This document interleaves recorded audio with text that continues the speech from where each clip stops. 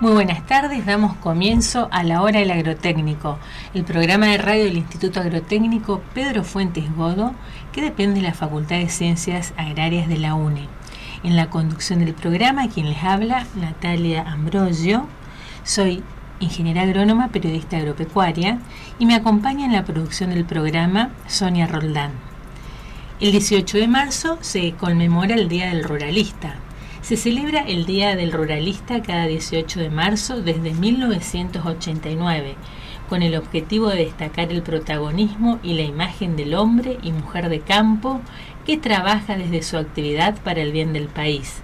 De esta forma, el Día del Ruralista es una jornada oportuna para acompañar al hombre de campo, que es diverso según el rubro de su producción, su geografía, su nivel económico y al mismo tiempo es uno, porque forja todos los días la identidad de una sociedad nacional. Gualeguaychú sabiamente ha sabido estrechar el abrazo del campo con la ciudad. Es una característica que no todas las comunidades pueden exhibir. Entonces, un saludo a los ruralistas que en este día 18 de marzo. Les cuento que estamos haciendo la quinta temporada de La Hora del Agrotécnico, programa que se transmite los días lunes a las 17 horas en vivo por la 91.1 Radio Universidad. Este programa se repite los jueves en este mismo punto del dial a las 17 horas y los días sábados se transmite por Radio UNE, que es la 99.7 en la ciudad de Corrientes.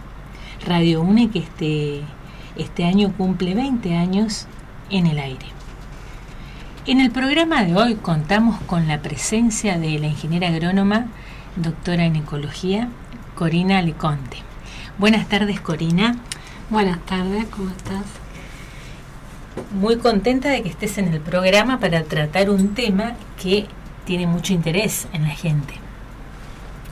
El tema del compostaje y la importancia que este tiene. Para empezar a hablar del compost, ¿qué tipos de residuos existen y qué características tienen? Bueno, los residuos en general tenemos distintos tipos, depende de las actividades que vayamos realizando. Generamos todo tipo de residuos, tanto en nuestras actividades laborales, profesionales, industriales, como en nuestras actividades diarias, domésticas. Y hoy en día hay una tendencia a lo que nosotros normalmente llamamos residuos, porque los producimos y buscamos la manera de sacarnos de encima, de desecharlos de algún modo. Hoy por hoy ya se deja de mirar como residuos, sino como un recurso, ¿sí? De tratar en la cadena productiva, tratar de generar la menor cantidad de residuos posible, y lo que se genera, tratar de volverlo a insertar en el ciclo, ¿sí? Reutilizarlo, cambiar el uso o transformarlo para darle también otro uso. Y dentro de esto tenemos distintos tipos de residuos, los que normalmente llamamos inorgánicos, que son en general residuos más sintéticos generados por el hombre, como el plástico, el vidrio, el metal, que en la naturaleza no existen organismos capaces de transformarlos rápidamente para que desaparezcan, y entonces pueden estar miles de años en el mismo estado. Generalmente, lamentablemente todavía en nuestra zona no se hace un tratamiento de los residuos, en general van a basurales a cielo abierto, aunque hoy se está comenzando a tratar primero de que vayan a rellenos sanitarios, a rellenos controlados, y después otra etapa poder darles un nuevo uso. Y este tipo de residuos en general lo que se hace es reciclarlos o darle algún otro tipo de uso. Y después tenemos los residuos orgánicos, que son aquellos de origen animal o vegetal, que sí en la naturaleza los microorganismos pueden transformarlos y se transforman en un periodo de tiempo más corto. Pero este tipo de residuos tiene distintas maneras de utilizarlo. Uno es como por ejemplo, la obtención de energía a través de la producción primero de biogás y después a partir de eso de energía. Y el tema que vamos a trabajar hoy es la utilización de los residuos para la producción de compost.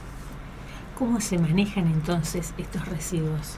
Y bueno, específicamente los residuos orgánicos, bueno, como les decía, hoy lamentablemente, si bien ya hay una tendencia a manejar distintos tipos de residuos de otra manera, hoy en general, sobre todo cuando es basura urbana, va todo junto, mezclado, residuos orgánicos e inorgánicos, y van a un basural a cielo abierto o en los mejores de los casos a un relleno sanitario.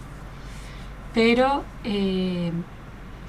el manejo ideal sería lo que había comentado, en el caso de los primeros, los residuos inorgánicos, hacer algún tipo de reciclado o darle otro uso o reinsertarlos en el ciclo productivo, y en el caso de los orgánicos, utilizarlos para producción de gas, de energía o de compost. ¿Qué es el compostaje? ¿Qué definición podrías dar?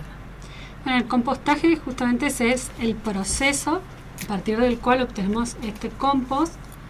El compost en sí, lo que nosotros denominamos con ese nombre, es una materia orgánica que está estabilizada, libre de patógenos, de semillas, de malezas.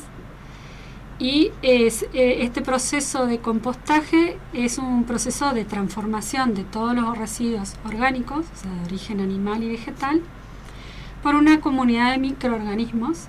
También pueden intervenir algunos macroorganismos, pero en general son los microorganismos los que van desarrollando la transformación, y lo hacen en un ambiente aeróbico. ¿Qué quiere decir aeróbico? Que esté en presencia de oxígeno. Por eso se dice que es un proceso biooxidativo. Bio porque intervienen los microorganismos, y oxidativo porque es una transformación que se da en presencia de oxígeno. Y la otra característica de este proceso es que siempre implica el paso por una etapa termofílica. ¿Qué quiere decir termofílica? De altas temperaturas. O sea, una etapa de temperaturas por encima de los 45 grados, que es lo que nos asegura a nosotros limpiar de algún modo nuestro producto, o sea, eliminar cualquier patógeno, que son microorganismos capaces de generar algún tipo de enfermedad a las plantas o a las personas. Entonces, con esa etapa termofílica, nosotros logramos tener un producto libre de patógenos y de semillas de maleza. Y en ese proceso de transformación, o sea, lo que inicialmente tenemos son residuos orgánicos, y al final vamos a tener lo que se llama una materia orgánica estabilizada, libre de patógenos y semillas de malezas, a lo que nosotros denominamos compost. Bien, bueno, estamos haciendo la hora del agrotécnico, transitando ya la 5ª temporada. Si usted recién nos está sintonizando, les cuento que se encuentra en el estudio la ingeniera agrónoma Corina Leconte. El tema que hoy nos reúne es el compost, pero vamos a ir ahora a una pausa, vamos a escuchar un tema musical y ya volvemos. Estamos en la hora del agrotécnico, el programa de radio del Instituto Agrotécnico Pedro Fuentes Godo. En el programa de hoy contamos con la presencia en estudio de la ingeniera agrónoma Corina Leconte, quien es doctora en recursos naturales, recibida en la Facultad de Ciencias Agrarias de la UNE. Volviendo a lo que estábamos hablando sobre el compost, ¿qué beneficios brinda el compost y por qué usarlo? Sí. Para entender un poco el beneficio del compost, primero quiero contar un poquito de dónde sale esto. Normalmente en la naturaleza, las plantas en general se nutren de los nutrientes que encuentran en el suelo, y van creciendo, y después, cuando producen sus frutos o cuando mueren, esos frutos caen al suelo, o la planta una vez que muere, queda en el suelo y devuelve de algún modo todo lo que le sacó al suelo, ¿no? Esas plantas sería una materia orgánica fresca que cuando muere vuelve al suelo, ¿no? La materia orgánica es una parte importante del suelo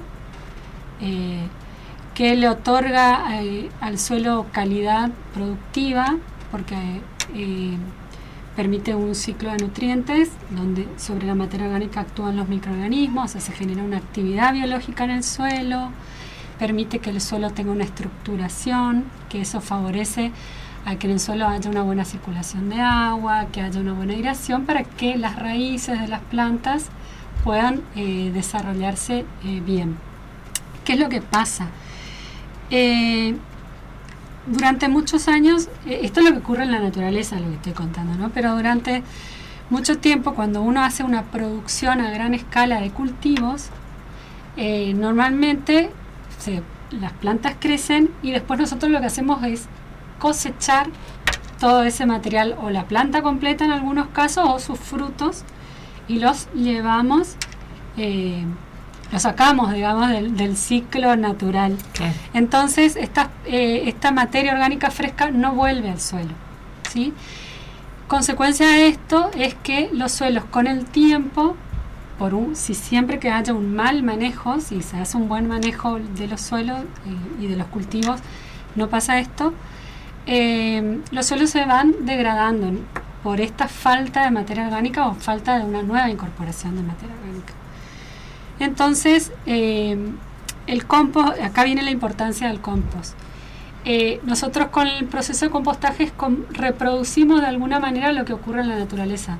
Lo que pasa es que en vez de usar las plantas que están desarrollándose en el suelo naturalmente, lo que hacemos es residuos que vienen de origen orgánico y que se generan en grandes cantidades y que si no se le da un tratamiento pueden generar contaminación de diferentes tipos.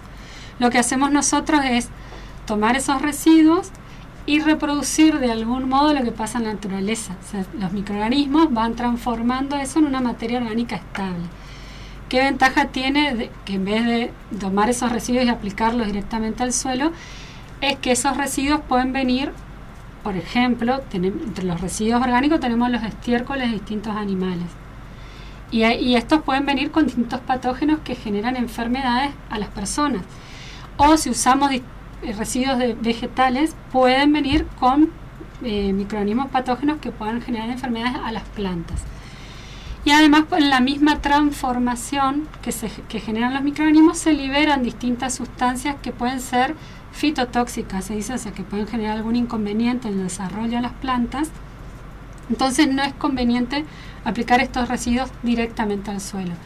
En cambio, nosotros, de alguna manera, llevarlos, armar una mezcla con un volumen determinado y dar las condiciones para que los microorganismos actúen, y teniendo un volumen determinado de material, nosotros logramos esa etapa termofílica que es propia del proceso de compostaje y eliminamos esos patógenos que puedan tener en los residuos y obtenemos una materia orgánica que está estable. Entonces nosotros esa materia orgánica, ese compost, lo podemos aplicar directamente al suelo y sembrar inmediatamente sin generar efectos adversos.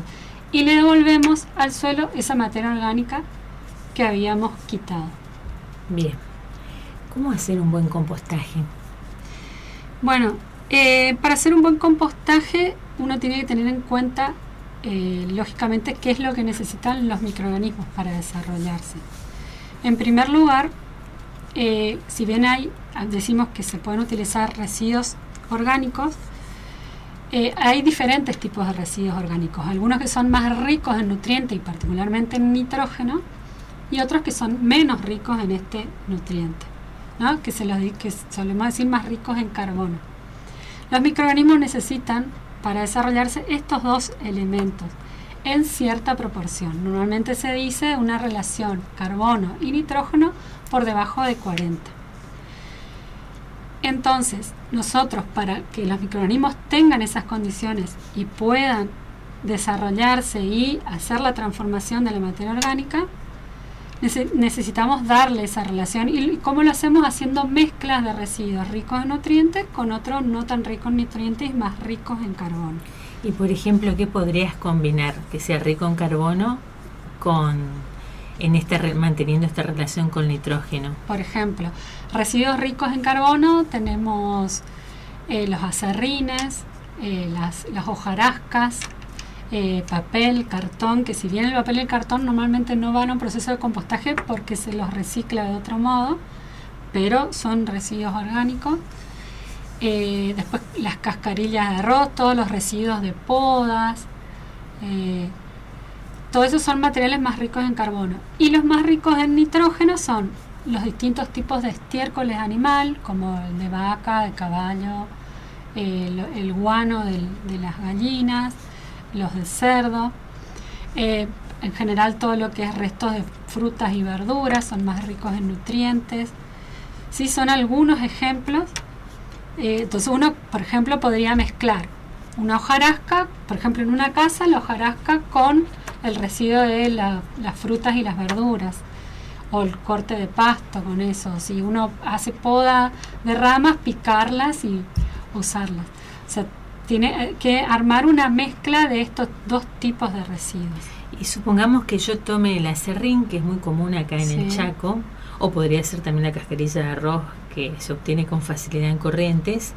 Pero hablemos de acerrín con estiércol de gallina. Sí. ¿Cuánto y cuánto tendría que usar? Y en general, por lo menos, tiene que haber uno y uno. Si hablamos en volumen, supongamos si uno quiere hacerlo en su casa, un balde de acerrín con un balde del estiércol de gallina. Pero como el estiércol eso es muy variable porque depende de la característica de cada residuo. Hay estiércoles que son más fuertes, con mucho más nutrientes que otros. El caso del estiércol de gallina tiene mucho contenido de nutrientes. Entonces, en ese caso, hasta podemos llegar a poner 2 o 3 baldes de acerrín y uno del estiércol de gallina. Para otros estiércoles, quizás con uno y uno ya está, porque a veces si nos pasamos de la cantidad de acerrín, puede que no funcione el proceso. Bien. Eso era como para ejemplificar un poco. Sí. Ahora, ¿qué etapas tiene este proceso de compostaje? Bien.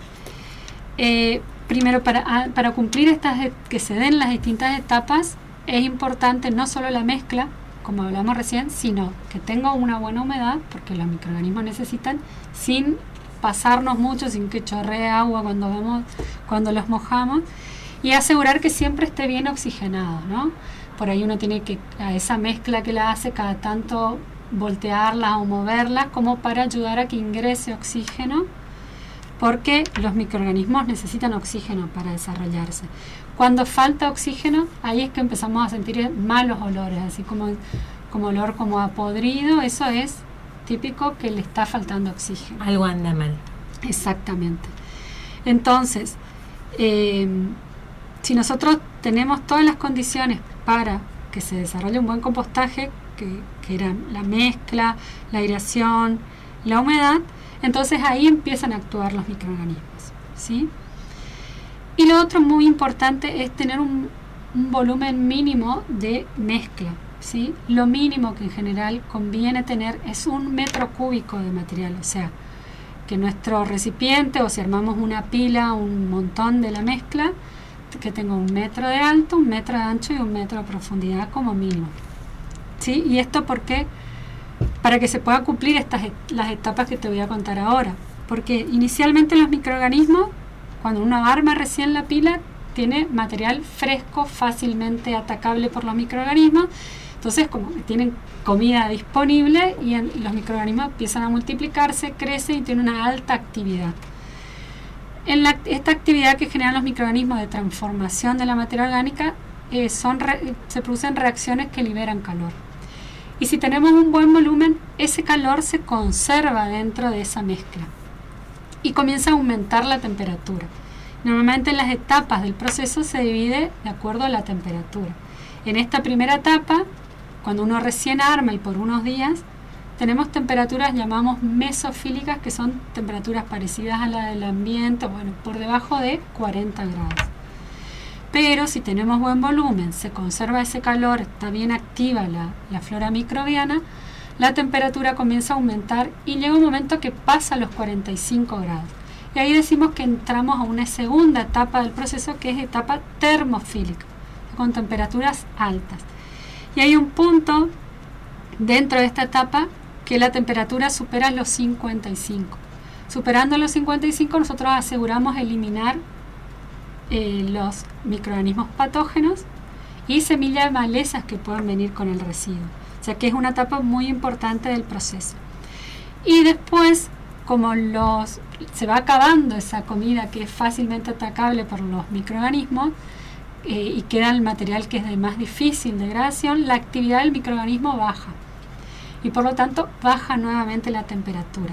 Volvemos a entrar en una etapa mesofílica y ahí decimos que entramos en una etapa de estabilidad, ¿sí? Porque ya no hay material fácilmente degradable y decimos que tenemos ya un material estable. Pero además viene una última etapa del proceso que llamamos madurez, porque en esos procesos de transformación que realizan los microorganismos se liberan ácidos, se libera amoníaco, y después esos mismos compuestos se van recombinando, se van transformando en sustancias que dicen parecidas al humus, y ahí decimos que entramos en una etapa de madurez, porque los ácidos y el amoníaco generan inconvenientes en el desarrollo de las plantas. Son sustancias fitotóxicas que cuando se van recombinando van desapareciendo, y entonces ahí decimos que tenemos el compost maduro, o sea que ya no va a generar ningún inconveniente a las plantas con su aplicación. ¿Y cuántos días dura todo el proceso?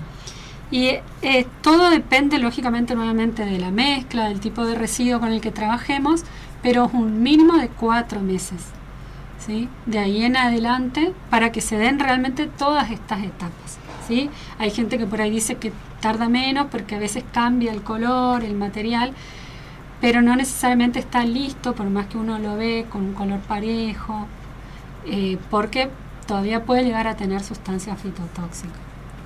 Muy bien, vamos a ir a la pausa, escuchamos un tema musical y enseguida continuamos. Seguimos en la hora del agrotécnico, el programa de radio del Instituto Agrotécnico Pedro Fuentes Godo. El Instituto Agrotécnico se encuentra en la ciudad de Resistencia, en Avenida Las Heras 727, y tiene un horario de atención al público de lunes a viernes de 7 de la mañana a 19 horas. En el programa de hoy estamos con la ingeniera agrónoma Corina Leconte, quien también trabaja en el Instituto Agrotécnico. Y en los bloques anteriores habíamos empezado a desarrollar el tema del compostaje. Volviendo a lo último que dijiste, Cori, quería preguntarte cuándo sabemos que está listo el compost. Sí.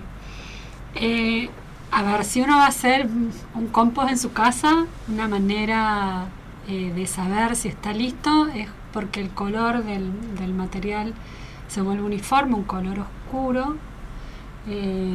Normalmente uno no distingue cuáles eran los residuos originales con los que armó la mezcla. Después el olor también van a notar que es un olor como a tierra húmeda, aunque de suelo de tierra no tiene nada, sino es todo solo residuos orgánicos. Y después normalmente si uno arma una mezcla de 1 metro cúbico, puede que al final tenga la mitad del material porque disminuye el volumen.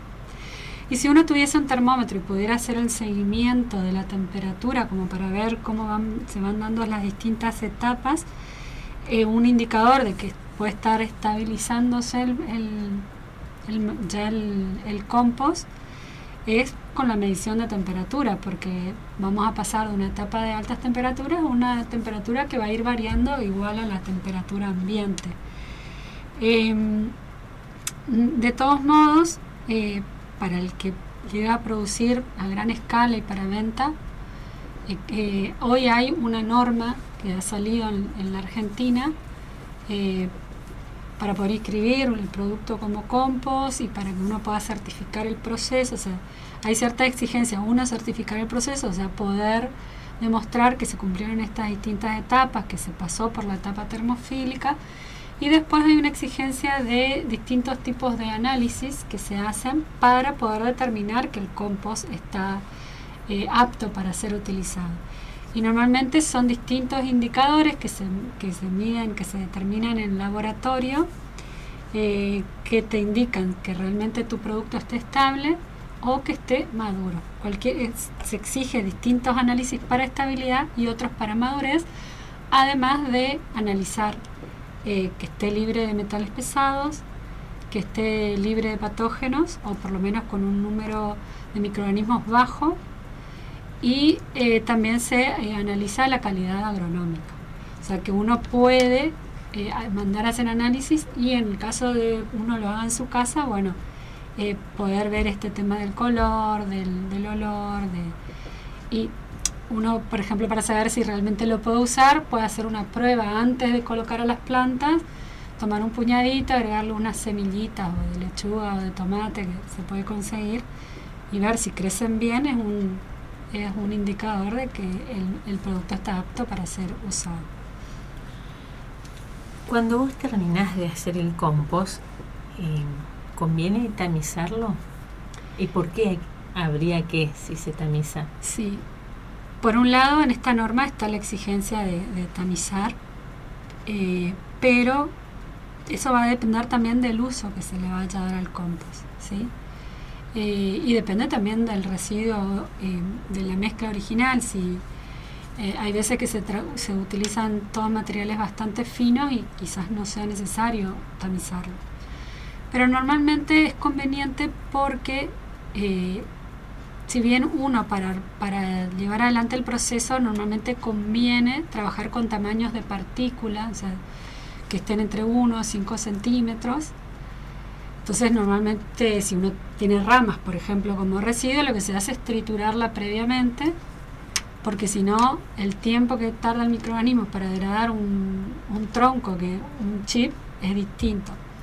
Pero de todas maneras, el chip, por ejemplo, en el periodo que lleva el proceso de compostaje, que puede ser de 4, 6, 8 meses, no llega a transformarse completamente y queda, si bien queda enriquecido de alguna manera, no completó el proceso. Entonces uno lo que hace es tamizar para que todos esos materiales que son mayores a 5 milímetros en general o a 10 milímetros, depende, hay distintas normas, queden, uno los separe y normalmente lo que se hace es vuelven a ingresar al ciclo de compostaje.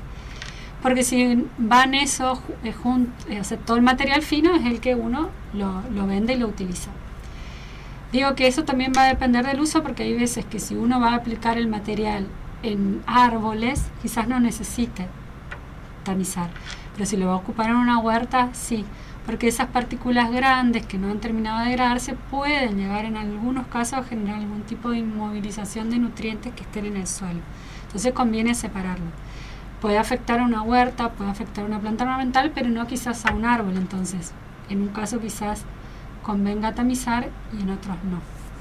En el caso de la huerta, o hablando de una huerta familiar que es de una superficie pequeña, o de que tengamos plantas en macetas y ya tenemos nuestro compost domiciliario, ¿cómo manejamos las dosis? Sí. ¿Cuánto tenemos que poner?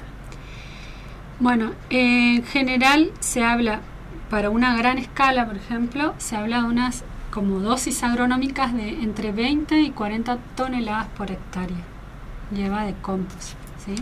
Pero eso va a variar nuevamente, depende del tipo de cultivo que tengamos, ¿no? Hay cultivos que quizás con 20 toneladas es suficiente, o quizás incluso con 10, y depende también del objetivo del productor, si quiere usar el compost como una enmienda o como un fertilizante. Normalmente como enmienda es esto, que digo 20, 40 toneladas por hectárea, en algunos casos más, pero también ahí entra la cuestión económica. Y en algunos casos que quieren usar más como fertilizante, bueno, se aplica la dosis de acuerdo al contenido de nitrógeno, por ejemplo, que pueda llegar a tener el compost. Y si uno lo que tiene es una huerta, normalmente se habla de 2, 3, 4 kilos por metro cuadrado, ¿sí? Que es lo que se suele aplicar, pero también uno tiene que ir haciendo pruebas en su cultivo cuando empieza recién con esto para ver cuál es la dosis ideal. Y en este caso, hablando de la huerta, porque Estamos justo en la época de siembra y de preparar la huerta. ¿Lo aplicás cuánto tiempo antes de empezar a sembrar? Y el caso es, a diferencia de lo que pasa cuando yo explicaba hoy que a veces algunos aplican la materia orgánica fresca como estiércoles, que tiene sus desventajas que comentaba hoy. Otra de esas, aparte de los patógenos que puede estar aplicando, el problema es que si uno aplica ese material fresco, de todas maneras tiene que esperar un tiempo que de alguna manera se transforme ese material, y recién después de un mes por lo menos puede llegar a sembrar. En el caso del compost, uno puede sembrar inmediatamente o plantar inmediatamente porque ya está aplicando una materia orgánica que está estabilizada y que se supone que uno ya probó que también está madura. Entonces no debería afectar a las plantas y se puede sembrar o plantar inmediatamente. Muy bien. Bueno, vamos a ir a una pausa musical y cuando volvamos quiero pedirte otros ejemplos sobre estas dosis a usar en otros cultivos saliendo de la huerta. Vamos a una pausa y ya volvemos.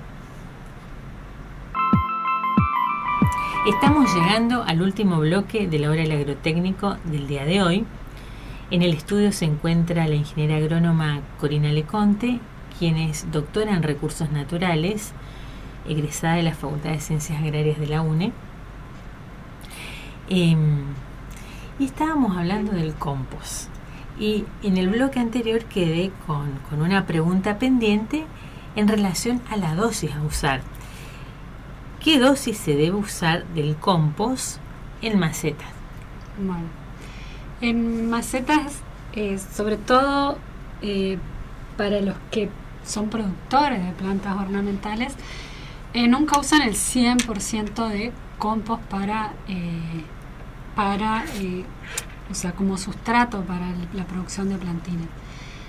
Bueno, salvo algunos casos que compostan la corteza de pino, suelen usar el 100%, pero porque lo usan más como un material inerte, básicamente, ¿sí? Pero el compost, que viene más rico en nutrientes y demás, en general se usa entre un 30 y un 40% de la maceta. O sea, si uno tiene suelo, la mitad pone suelo, la mitad pone compost. Si tiene otro tipo de sustrato, la mitad del sustrato y la mitad de compost. O sea, por más que tengamos un buen material, siempre tiene su dosis o la cantidad de usar. Usar 100% no es bueno, como todo, digamos, lo bueno, pero en exceso puede generar inconvenientes, más que nada por un exceso de nutrientes que puede afectar a la planta. ¿Cuáles son las escalas? Bueno, si uno conoce bien todo esto que fui comentando un poco de los requisitos para realizar un buen compostado, uno lo puede realizar en distintas escalas. Lo puede realizar en su casa, lo puede realizar en una escala mediana, usando quizás palas o usando ya en ese caso un tractor con una pala frontal, aunque sea chiquita, para hacer el armado de las mezclas y de las pilas, para hacer los movimientos. En ese caso, a ver, lo que quiero decir un poco es que el proceso es exactamente el mismo. Lo que va a cambiar es el tipo de herramientas que vayas a usar. Si uno lo hace en una casa, puede trabajar con baldes, para medir volúmenes, con una pala, con una horquilla, la manguera o una regadera para agregarle agua. Cuando ya trabaja en una escala mayor, necesita también otros tipos de herramientas, porque al tener gran cantidad de residuos ya necesita un tractor, una pala frontal. Para agua ya quizás con una bomba de agua para que tenga presión, para poder mojar gran cantidad de residuos.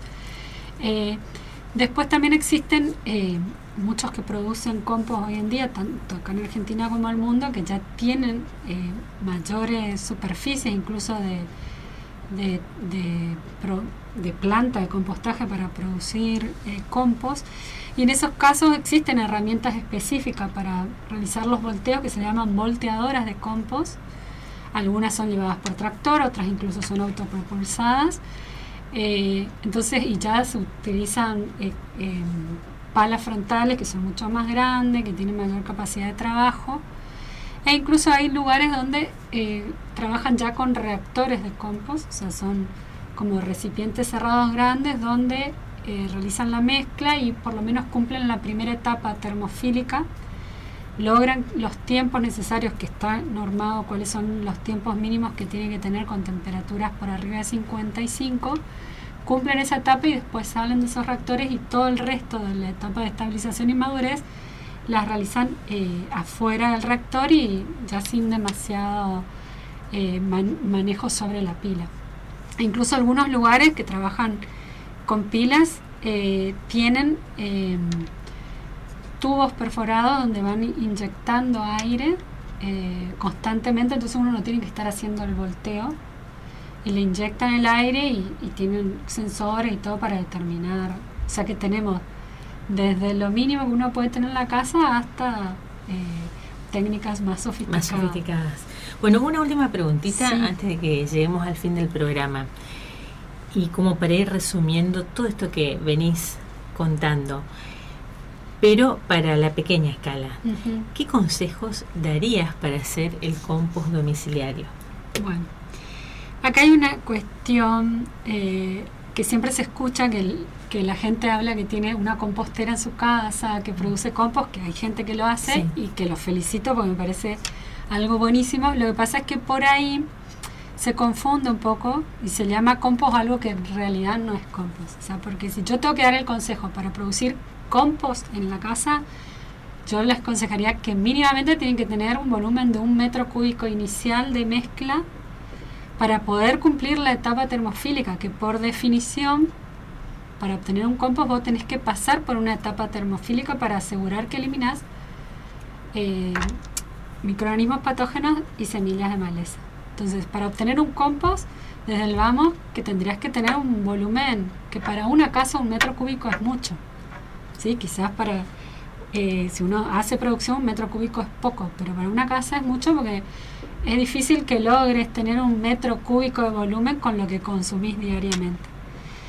Entonces, normalmente lo que llaman composteras son recipientes chicos. En ese tipo de recipientes nunca, como tienen muy poco volumen, el calor se disipa y nunca se logra la etapa termofílica. Claro. Entonces, en realidad no obtienen un compost. Obtienen sí un abono estabilizado, pero uno no puede asegurar que esté libre de patógenos o de semillas de maleza. ¿Qué quiero decir esto? No quiero decir que dejen de hacer lo que están haciendo, porque es buenísimo que lo hagan. Y aparte, si uno lo hace para utilizarlo en su casa, no hay problema porque uno sabe qué residuo está usando. ¿Cuál es mi consejo? Y que de hecho, si uno busca en internet, encuentra que hay muchos residuos que dicen no se puede usar para el proceso de compostaje. No significa que no se puedan usar, se pueden usar en un proceso donde uno cumpla la etapa termofílica para asegurar eliminación de patógenos.